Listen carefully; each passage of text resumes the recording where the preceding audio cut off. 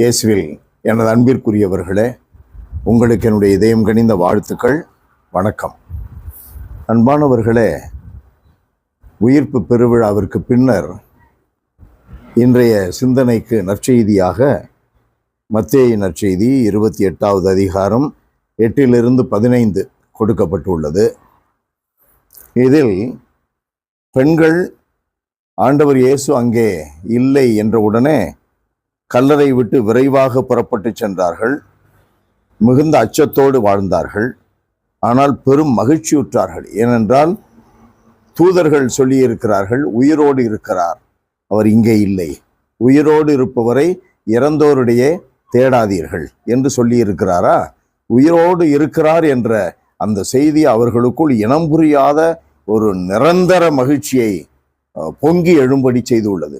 ஆகையினால் மகிழ்ச்சியோடு வெளியேறி சீடர்களுக்கு சொல்லும்படி ஓடுகிறார்கள். ஆண்டவர் எதிர்படுகிறார். அஞ்சாதீர்கள், என் சகோதரர்களிடம் சென்று அவர்கள் கலிலேயாவுக்கு போகுமாறு சொல்லுங்கள், அங்கே அவர்கள் என்னை காண்பார்கள் என்றார். இது இன்றைய நற்செய்தியினுடைய ஒரு பகுதி. அடுத்த பகுதியிலே அன்பானவர்களே, காவல் வீரருள் சிலர் நகரத்திற்குள் சென்று நிகழ்ந்தவை யாவற்றையும் தலைமை குருக்களுக்கு அறிவித்தனர். மூப்பர்களுடன் கூடி ஆலோசித்து அப்படை வீரருக்கு மிகுதியாக பணம் கொடுத்து, நாங்கள் தூங்கிக் கொண்டிருந்த போது இயேசுவின் சீடர் இரவில் வந்து அவருடைய உடலை திருடி சென்று விட்டனர் என சொல்லுங்கள் என்று சொல்லி அனுப்புகிறார்கள். அந்த செய்தி பரவியது. அன்பானவர்களே, முக்கியமான காரியம் என்ன என்றால், முதலிலே இயேசு உயிர்த்து விட்டார் என்றால் அது உலகுக்கு மகிழ்ச்சி, மீட்படையக்கூடிய நம்பிக்கையாளர்களுக்கு மகிழ்ச்சி, இயேசுவை நம்பியவர்களுக்கு பெரும் மகிழ்ச்சி.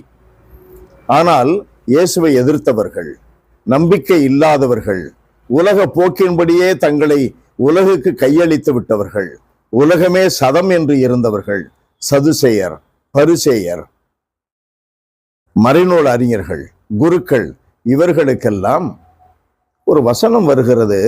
எரேமியா புத்தகத்திலே 8வது அதிகாரம் 4 வாசிக்கிறோம். விழுந்து போனவன் எழுவதில்லையா? பிரிந்து போனவன் திரும்பி வருவதில்லையா?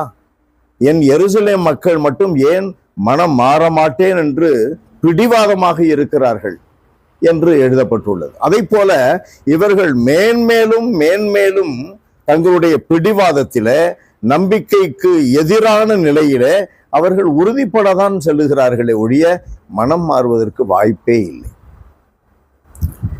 இந்த உயிர்த்தெழுதல் நமக்குள்ளே என்ன கொண்டு வர வேண்டும்? மனம் மாற்றத்தை.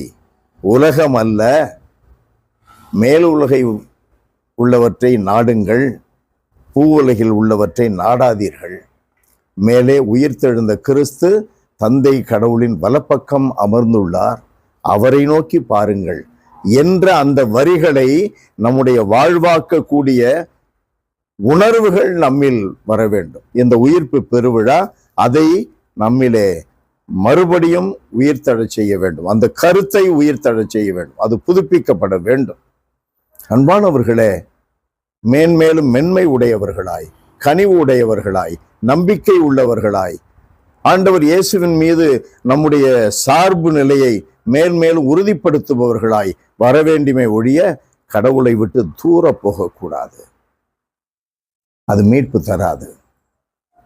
வல்லவரே இறைவா, உம்மை போற்றி புகழுகிறோம், தாழ்மையோடு ஆராதிக்கிறோம். ஆண்டவரே, ஒரு பெருவிழா வரும் பொழுது உம்மை பற்றி மிகுந்த சீரிய நிலையிலே உம்மை பற்றி சிந்திக்கிறோம். அது எங்களில் பெரும் மாற்றத்தை கூட கொண்டு வருகிறது. ஆனால் மிக சிறிய காலத்திலேயே நாங்கள் மனம் மாறுவதற்கு பதிலாக தீமையான பாதையிலே செல்ல துணிந்து விடுகிறோம். ஆண்டவரே, அப்படி அல்ல.